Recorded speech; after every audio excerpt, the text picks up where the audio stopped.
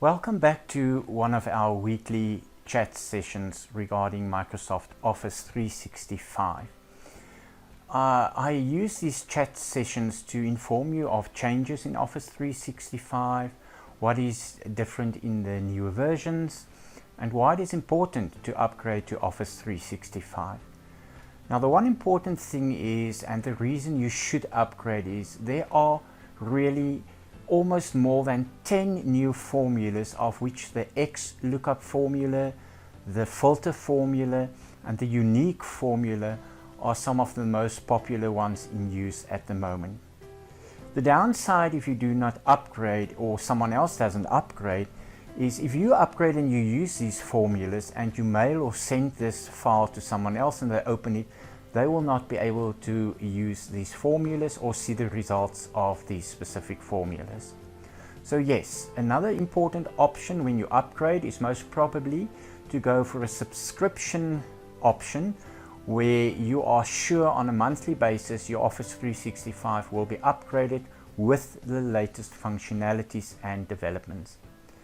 Now, an example that I want to share with you was a client who sent me a file a week ago saying they monitor something at their office, so it might start on the 1st of January, carry on till the 3rd, and then another one might start on the 4th of January, and it carries on till the 10th of January.